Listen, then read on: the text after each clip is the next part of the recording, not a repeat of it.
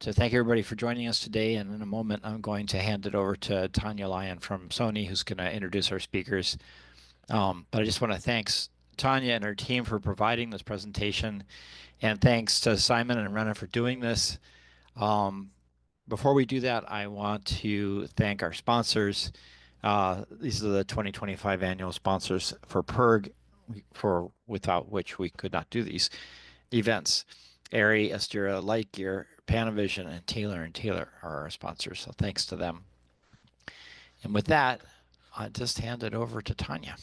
Thank you. We have two slides that we'll let Simon pull up, but I wanted to introduce our two speakers today and thank everybody for joining. We have Simon Marsh, who is our product manager for the Venice, and we are joined by filmmaker Renan Ozturk, which is a special treat. Renan is National Geographic's Adventure of the Year in 2013. He has shot numerous campaigns for Apple, Google, DJI, Nike, Sony, as well, because we love his work.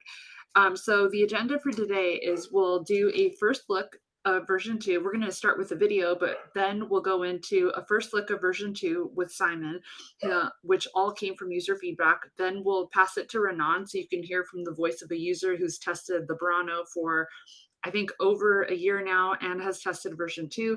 And then we'll go back to Simon and do a deep dive into version 2. Just a reminder that this presentation, resources, this video can all be found on our website, sonycine.com. And with that, I think we will share the video. All right, welcome to 2025. New year, new BURANO firmware, new recording formats. Here's the rich 16-bit 8.6K, which is really the moneymaker on the BURANO that we've used since the beginning. And now you can see the full frame crop UHD 120 frames per second. That's the new recording format that we're going to use the most. Yeah, that was a good splash. I know this is going to be the go-to for us for a lot of our action shots, water, details, wheels, all kinds of things in our commercials, features, and documentaries. Kyle survived dangling from the ice climb, so now we're going to put him in an ice river. He's basically in the water now.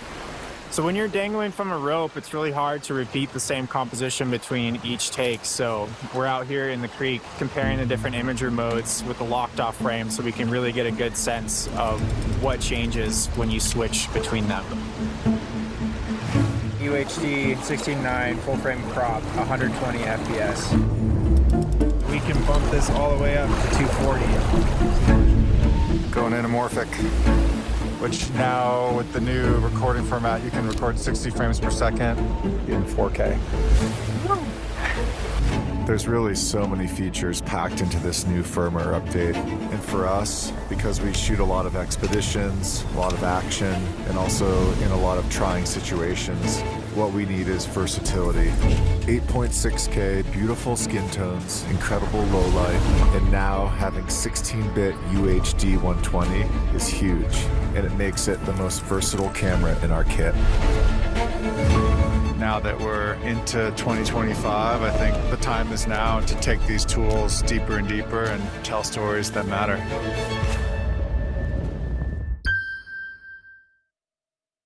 And with that, I'll hand it over to our Venice and BURANO product manager, Simon Marsh. Thank you, everybody, for joining us today.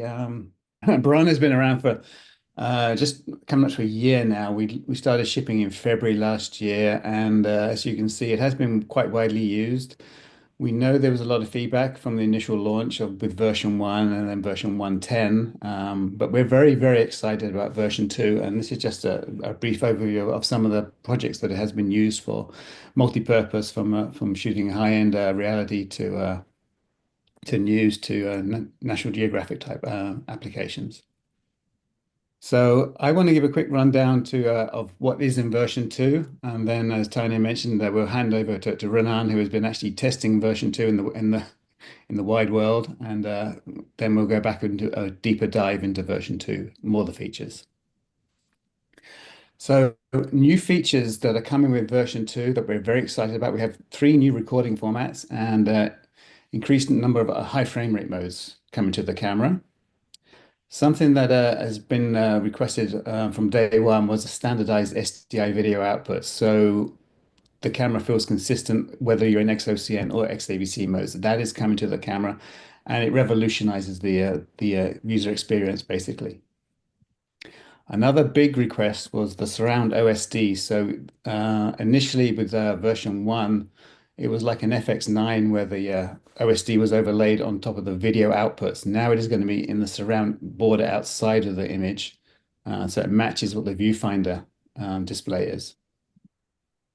We've added another 1.8x anamorphic mode, so we have 4 anamorphic modes in the camera now for desqueeze function. And when in XOCN at 16:9, we've added 24 frames per second support. Initially, if you're at 24 frames per second in XOCN, you only had the 17:9 imager scan modes. We now have 16:9 as well. And that gives you more vertical height from the extraction from the sensor when in 16:9 compared to 17:9. Additional exposure tools, we've added high-low key. That is something that's been inherited from the Venice products and the F65 before that. It's a quick 3-button push to actually check your exposures for highlights and shadows, and then going back to off to shoot. It's just a very quick way of checking that everything is not clipping or being crushed. For XAVC, for the image stabilization with IBIS, we now have an active and high modes have been expanded to more resolutions. It was initially with the Super 35 5.8K. We've now expanded it to the brand new full frame crop 6K mode. Oh, not that one, with the Super 35 HD mode and the full frame crop 3.8K.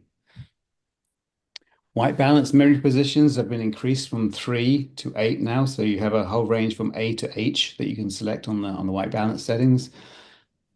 And if you're using S-Log3 for monitoring on the output of the camera, we now have a viewfinder gamma display assist. So that gives a more usable image in the viewfinder for pull in focus.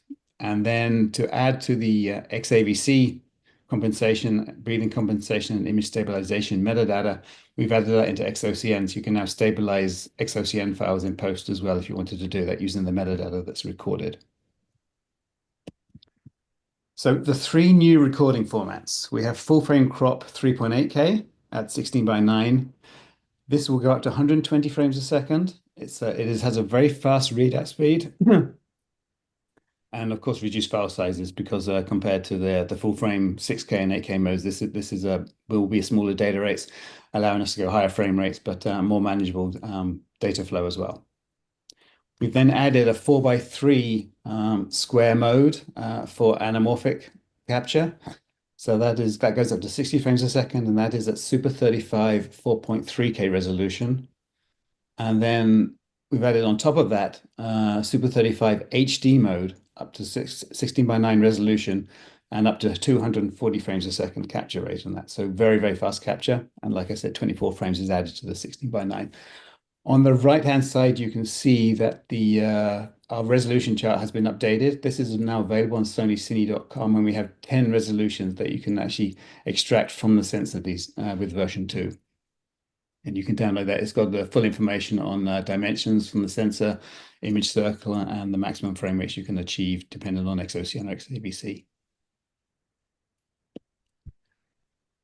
So the new full frame 3.8K UHD resolution. It's available in XOCN and XAVC codecs. And it can shoot at 120 frames a second. You can see that it's a small crop in from the full 8.6K, 16:9. It goes from approximately 36 millimeters wide down to 32, so slightly narrower angle of view on the sensor, but still full frame mode in that for this resolution. So that's UHD resolution. Still 16-bit, right? And 16-bit, yeah. XOCN is 16-bit, and XAVC, of course, is 10-bit. And then the new HD resolution, which we're calling 1.9K, which can shoot up to 240 frames a second. That is only available in XAVC. We don't go below UHD resolution for XOCN. So right now it is XAVC only for this sensor mode. One thing to note, because we get up to 240 frames a second, there is a current limitation in the firmware where cannot output a video output at 240 frames a second. It will go up to 200 frames a second. You'll get video output, but you will still see 240 on the viewfinder of the camera, but the actual output will be muted. So just a note that that will happen if you go to 240 for that acquisition mode. But other than that, it's working fully. It's just that will be resolved in a future firmware update, which we will announce in the future. And then we have the new 4x3 4.3K Super 35 anamorphic mode. This is XOCN only. It's up to 60 frames a second, and we now have 1.8 D-squeeze added as a D-squeeze function for the camera. So we now have 4 modes, 1.3, 1.5, 1.8, and 2x D-squeeze. These are available in all resolutions. Obviously, they're more targeted for the anamorphic mode, but you can use the D-squeeze in any resolution that you're shooting at as well if you need to do that. With the full frame crop 3.8K and the 4.3K Super 35, there has been an update to the RAW SDK to support these files, and that has already been released to our alliance partners. Resolve version, which was released a couple of weeks ago, already has support for these file formats already. So we're well in advance in developing that. Other people like Adobe will have something coming around very soon around the release date as well. So we're looking good to actually, as soon as the firmware gets out there, you can shoot and then you can post straight away. So we're very happy about that. And I think I'm gonna, oh, one more slide on this. So this is an overview of the whole sensor. You can see there's 10 different resolutions available now. The new ones are on the right-hand side in the dotted boxes. So you've got the Super 35 1.9K 16:9. It is the same actual sensor size as the Super 35 5.8K. It's just obviously down res to achieve the 1.9 HD resolution. Still 24 millimeters by 13.5 millimeters dimensions. Then you have the full frame crop here, which you can see is the orange one, which is a slightly smaller than the full frame crop 6K, but at 32 by 18. And then you have the Super 35 4.3K down here at 23.6 by 17.7 millimeters. Still taking an awful lot of extraction from the sensor in Super 35 mode, so pretty much full height, as close as full height you can get with Super 35. And should be very useful, even if you wanted to shoot with anamorphic off, you could just shoot a 4x3 directly to this using spherical lenses. And maybe for a 9x16, 16:9 applications if you wanted to do that. I'm going to leave it there. Then we're going to hand over to Renan to give you some update on his experiences with the camera. He's been using it for over a year now, and we gave him an early version of version 2 to test in the wild. And over to you, Renan. Yeah, I mean, thanks for running us through all that. There's a lot of information in there. Yeah, that last photo that was just on the screen, that was actually on a car commercial. What I love the most about the Burano in the real world is the versatility of it. And even though we had the Venice on an armed car, and we had other cameras around that were moving a lot slowly, for some reason, like the best shots always come from the Murano because it's always available. In that case, we just stripped off the PL mount, put on a 2-600 Sony G Master lens, and we were getting this incredible shot of the sunset in the vehicle with the Sony autofocus, which is so awesome to be able to use that on the Burano. But yeah, a little bit more about me. I started out as a professional climber for the North Face, and then found my way into this crazy filmmaking industry. And now, yeah, we do everything from features.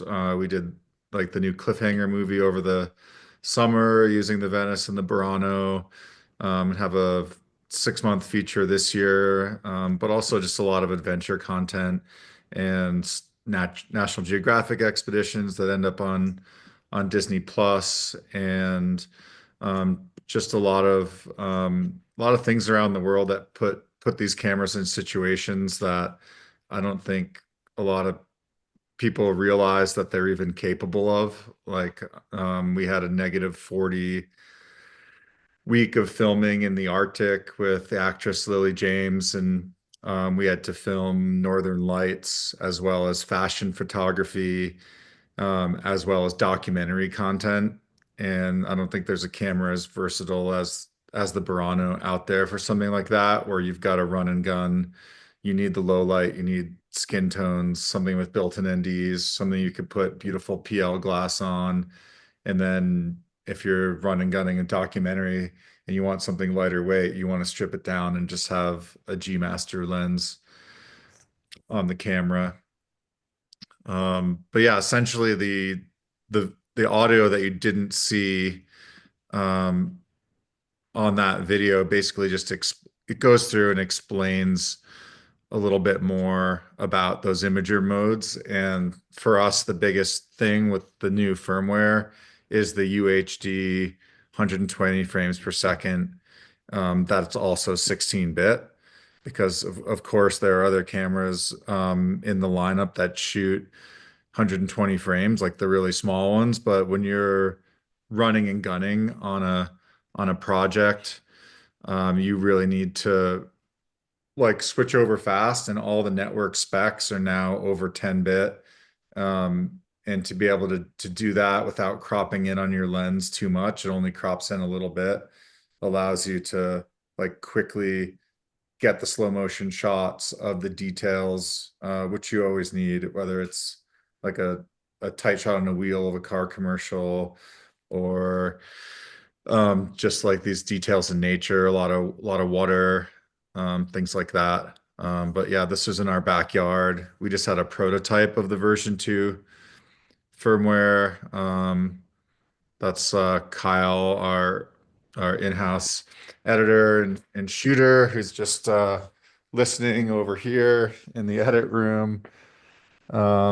There he is, man himself. But yeah, we shoot a lot on ropes, and when you're shooting on ropes, you want things to be simple, you want them to work really well, and to have a camera that has 16-bit color that you can throw a lighter weight, like wide angle zoom lens on.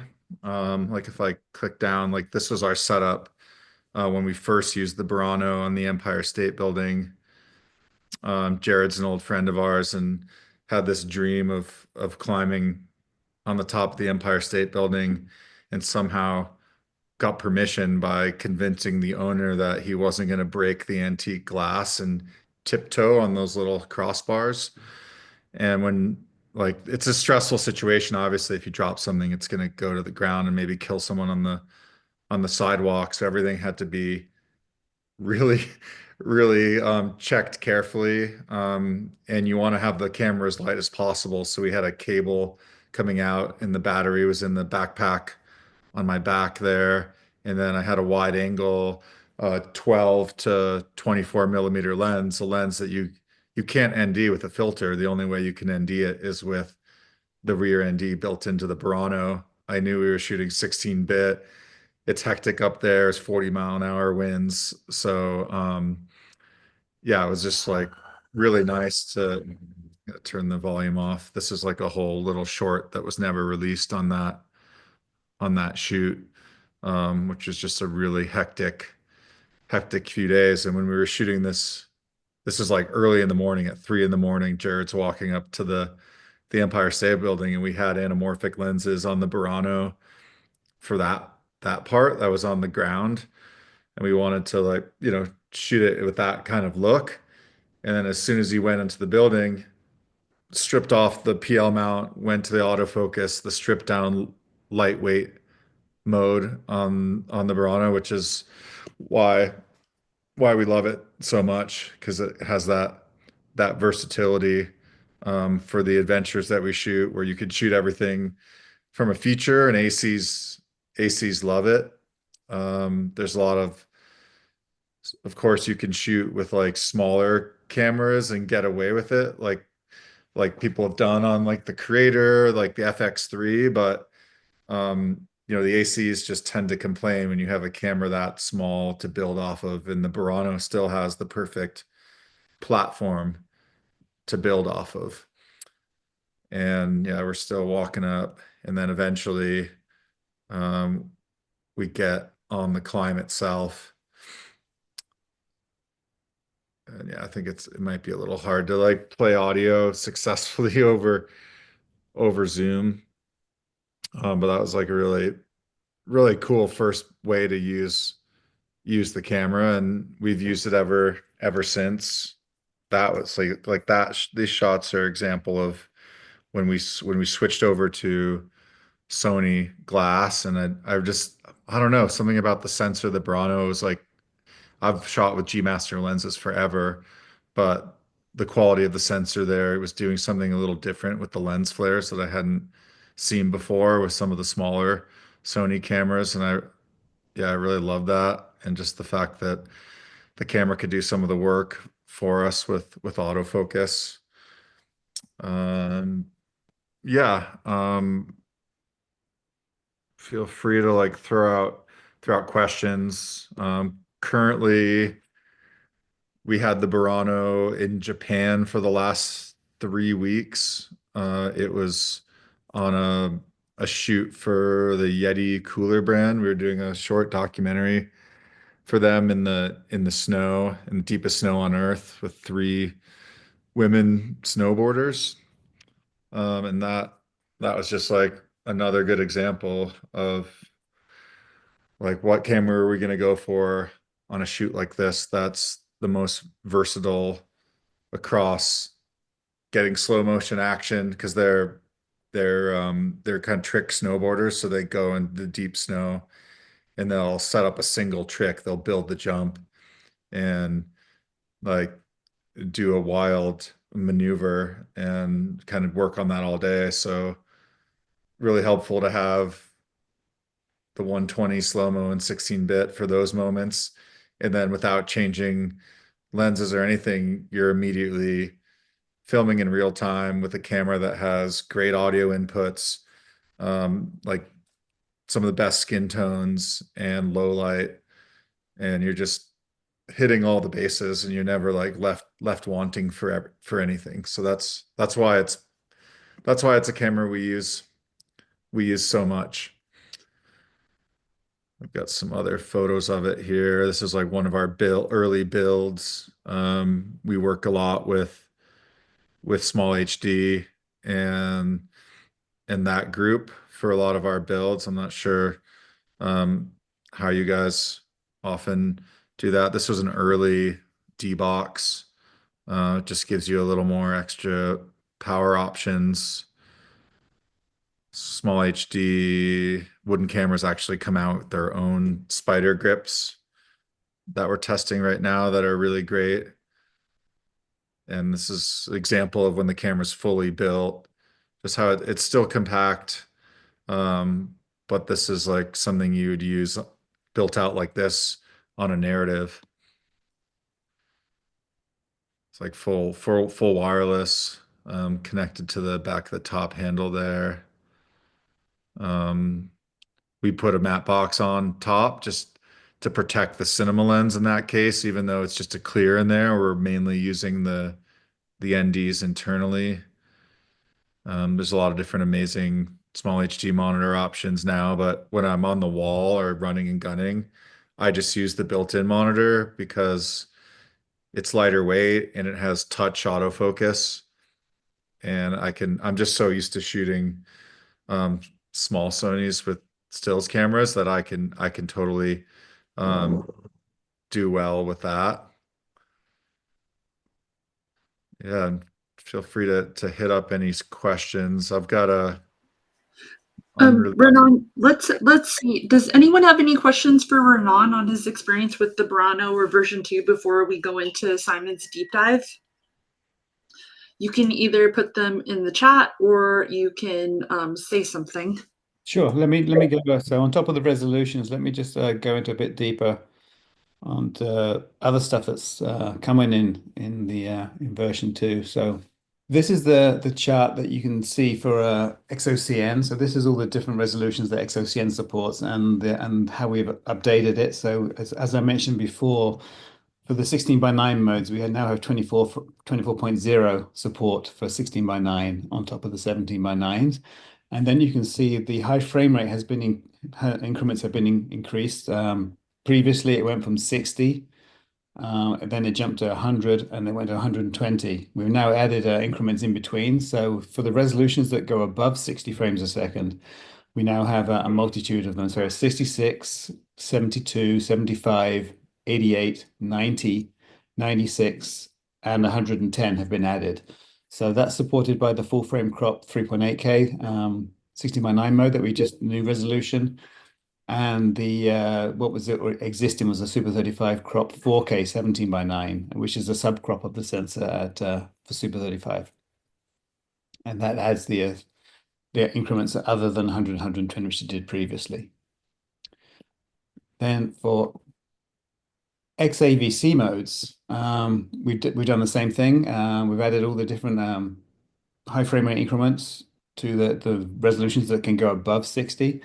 But for the one mode, the Super 35 1.9K HD mode, we've added 150, 180, 200, and then 240 frames per second capability on the camera. And that obviously, as I mentioned before, the SDI and HDMI outputs will be muted if you go to 240 right now. That will be resolved in a future update.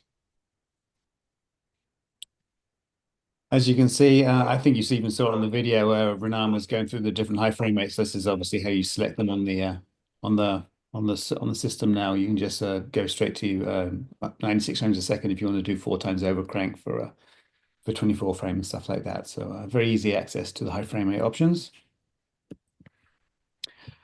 The IBIS, so we have the standard IBIS, which is the optimization of the sensor mechanically. What we can now do is add digital compensation on top of that. So we had it initially with the Super 35 5.8K modes, and we've now added it into a full frame crops 16 by 9 and 17 by 9 mode as well. And then you also have it for the new full frame crop 3.8K and Super 35 HD modes. So you can actually do digital compensation on top of the mechanical optimization for the IBIS in XAVC. This doesn't work in XOCN. It's XAVC only because it's as I said, it's digital, so it has to do some video processing to do that. This is the one menu that makes the camera a unified solution. The end user experience is vastly improved with this. It's called the monitor FHD mode. It is the default setting for the camera, and that is what will be output from SDI1 and SDI2 from the camera. Basically, it's giving you a consistent output directly in SDI mode so that things don't change when you go between XAVC and XOCN or different resolutions or frame rates. It is consistent. It gives it the same output, and the benefit that comes with that is we can do the OSD on the outside of the image. So it reflects what you see on the viewfinder now. So you have all the information selectable on the outside in the black border. It also allows us to have consistent metadata coming out of the SDI outputs on the camera, whether it's XAVC or XOCN. So we have the record start stop trigger that was always supported in the camera, but we've now added timecode capability for all codecs and clip name metadata. So you can actually use this to feed an external recorder if you wanted to do remote trigger of an external recorder with clip naming maintained. Or if you want to do with a DIT station, use a Pomfret live grade, you can actually use this and capture the metadata and the record trigger, everything in a standard production type production crew environment. So big improvements with this. And this is what really revolutionizes version 2 for the camera. Certainly for me, I feel much more at home. I can just pick up the camera. I know it's going to do exactly what I want. Whereas before you could be hunting a little bit to think, oh, well, I had it yesterday. Why isn't it there today? Now it's one consistent camera. It's a huge improvement to the overall performance of the BURANO. So This is how it was before. The top right-hand corner, you can see we had overlay of the data over the image. Now that information is outside of the image, and you can see there you have get a clear view of what's actually being captured. So it's more like a Venice type application rather than an FX9 in that respect. So that is something that is a big improvement we've introduced. One thing that came up quite often with people that actually wanted to shoot 24.0 in XOCN, they wanted to record a proxy, an HD proxy to the SD card. That wasn't available. That was only available in 2398 and 25 and 2997. Now we have 24.0 support as well, so we can actually record an MP4 proxy in parallel to the XOCN when in that frame rate. The exposure tool that we've added is high-low key. Like I mentioned, it comes from the F65 and the Venice line of cameras. It's a very quick way. You set it up as a user button, and it's a very quick way to check that you're not clipping or crushing anything in the image that you're being captured. So basically, when you go to the high key mode, it's going to reduce the gain of the signal, so you can actually make sure that nothing is being clipped in the image very easily. And then when you go to the low key, it's actually boost the shadows to make sure that nothing is being crushed. So it's a 3-button push. You go to high, you check the highlights, you go to low, you check your low lights, and then off, and away you go and you can shoot. So just a very quick, easy way to check that nothing is being lost in your image when you're capturing. Love that. Another quick one that people are loving is that we have quick access to the format media menu. Rather than going into the deep menus, we've added it to the quick menu. So you can actually go to page 6 of this and then directly access your CF Express slots or your SD card slot and quickly format the media. So that's something that was requested by customers and has been well appreciated from anybody that's tried it so far. Camera and reel number can be easily reset directly from the quick menu as well. So you can go in there, and if you need to reset a card, you can do that very easily for your project. And then something that came with version 1.1 was the S700 protocol for RCP control of the camera over Ethernet. So similar in concept to what the FX9 does with the XTCA, but you just connect the Ethernet into the back of the BURANO, and you could control paint functions from the camera. We've now added tally control, so you can actually remotely control tallies to the camera, and you'll see there's a green tally and a red tally, so a preview on live if you wanted to do that. That can be controlled over the Ethernet as well. Something else that's come is in RCP mode, we can actually have variable ND control. So you're not just limited to going from off to 0.6, 0.9, 1.2, etc. You can actually go into variable mode directly from the RCP and have the camera control the exposure in that respect. That's really nice when you're shooting an interview and you've got to, slowly adjust things on the fly. Yeah, exactly. We found with the early versions, version 1, the power output from the PL adapter wasn't quite, didn't have enough ampage to power up certain lenses, typically Fujinon Cabrios or ARRI signature primes. So what we've added is a menu very similar in concept to the Venice menu, where we have 2 modes. We have a soft start mode, so output in 10 volts. And then when it starts communication with the smart lens, it will kick it up to 24 volts to power the lens fully. Or you have a full 24 volts coming out of the PL adapter. We've tested it and it's working perfectly. So we can now power cabrios with no issue directly from the PL mount, and that allows us to have the servo control fully functioning without having an external power cable attached to the lens. So that's a nice improvement. Something that I actually am quite excited about is we're now compatible for focus, iris, and zoom through PL mount lenses. So if you had something like a Canon PL zoom attached to the BURANO, we can actually control it, not just through its own motors. We can actually control it through LANC commands. So if you connect to the remote on the camera, you can control focus via LANC, our monitor control app. So you can be completely remote from the camera and still driving the lens remotely. If you want zoom, you have control via LANC, the monitor and control app, the GP VR100, which is our optional grip for the BURANO, or the original FX9 grip that you could use that as well, or that handle, And if you want to go to RCP mode, you now have iris control directly through the RCP over the Ethernet, and there's no need to have any external adapters to do that. It's directly driven through the PL mount. I think that's going to be a lot of interest for a lot of people. So we're pretty excited about this new feature that's just coming to the BURANO. And then the benefit of BURANO is that it sits in between Venice and our Alpha and FX range of products. So it benefits from both trickle down and trickle up technologies. So one of those being, of course, Alpha is world renowned for its autofocus improved capabilities. We now have improvements at the project frame rates of you can see there 23, 24, 25, and 29.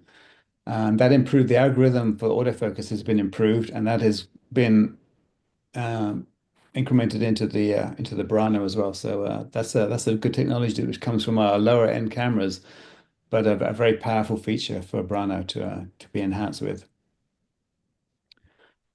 We've changed the factory default for the project frame rate. It was with version 1, it was 5994, more of a broadcast type mode. We're now defaulting to 2398, so when you do a reset, the camera will go back to 2398 instead of 5994, so you don't have to change it back to 2398. We've added a reset to factory defaults in the menus. That allows us to actually, if you just want to first birthday the camera, get rid of everything on the camera, you can actually go back and easily reset it to factory defaults, which means you go in and you set up your location and your time and your date and everything like that. But it really clears everything out of the camera if you needed to do that for any reason. And then with the viewfinder gamma display assist, so if you're using S-Log3 as your monitoring output from the camera, we can now apply a gamma display assist. So just to the viewfinder, it gives it an S curve to the image and gives it more saturation to make it more usable for using as a viewfinder signal. And then the final thing that we're adding is something called 709 tone. This has been rolled out across a number of our lower end cameras. It's being driven by our Japan team. It's something that they utilize more in the Japanese market than they do in the US market. I just want you to be aware of what it is. It's a more broadcast look to the camera. It's not as punchy or saturated as a R709. It's going towards that. It's called 709 tone. But what it is, it's designed to match the our HDC broadcast cameras, but with the matrix turned off, which is an unusual setting, certainly for the US and European markets. We understand it's something they do in Japanese market, but it's something you guys need to be aware of. If somebody comes up and says, "So what is 709 tone?" We don't think it's going to get a lot of traction in the US, but it's something to be aware of. It's a strange one, but we have it, so it's just good that you're aware that it is a 709 look, but it won't match HDC cameras in the US market. It's more designed to match HDC cameras in the Japanese market. And that basically covers all the different features that we're going to add in version 2. There's a lot coming. And this just revolutionizes the camera for us. We feel that we are so much happier with it now. And we think everybody that's testing it is very happy. So we should be getting a lot of good feedback from it. I did mention about the SDK, so we already can handle the files from the camera as well, SOC and the new resolution. So we're looking very good. Release date is looking to be towards the end of March. We're going to get the final beta release next week. We will start pounding on that and make sure everything is working as expected. And then everything goes to as expected. We will have something by the end of March that we will And release. then, Simon, do you want to let one final comment from Renan before we see if Yes, anybody has any questions? please. Renan, do you want to give like a final comment on your overall, I guess, favorite features? Yeah, I mean, I think it's really, I really love what Simon said, that the Burano is this, it's this perfect middle ground where you get the trickle up and the trickle down.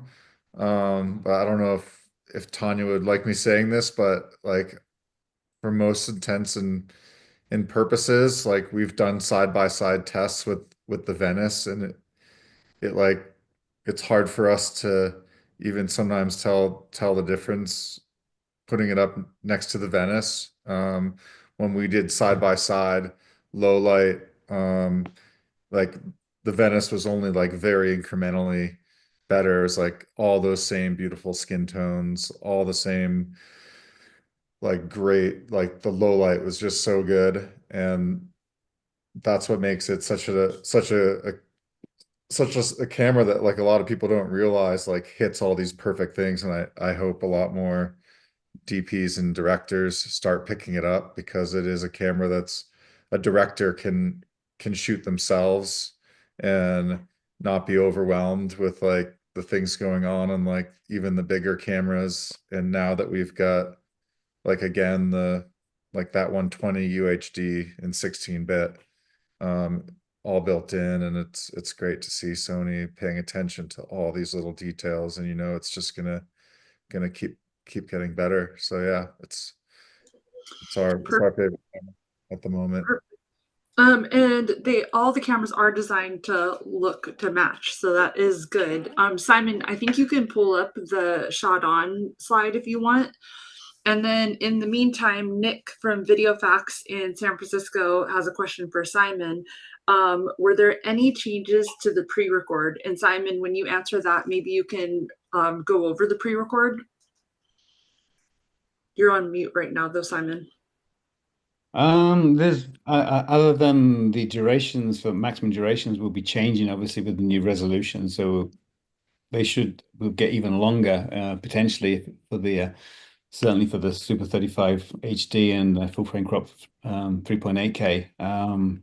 But no real functional changes to the pre-record. If Nick, if you want to add some more to that, if what you are hoping to see, I'd be interested to know. But other than durations, that's about the only thing that would change to the cache record. So pre-recorder, or what we call it cache as well, is where you can actually there's memory within the camera where you can actually store the incoming video, and then if something happens like a whale breaches in the middle of the ocean, you've got a 10-second cache, or up to I think we have some horrendous duration of like over 2 minutes or something. You can go to maximum. You can actually just hit record, and it will still capture all that data that you've been capturing to the memory internally and write that to the card, so you don't miss any shots. That's the benefit of the cache record or the pre-record.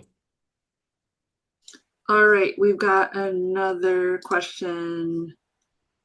So, have we tried, and this might be a question for Renan too, but Nick from VideoFax is saying that some clients need 120 frames with as much pre-record as possible, 4K, Super 35, and the amount of pre-record goes up and down according to the resolution and the ask you're putting on the camera, right, Renan and Simon? Yeah. So yeah, obviously the frame rates play into that as well. I don't, but because the 4K Super 30, you're talking about 4K Super 35 crop, that's won't have changed because the amount of memory hasn't been altered. It's going to be the same maximum capacity.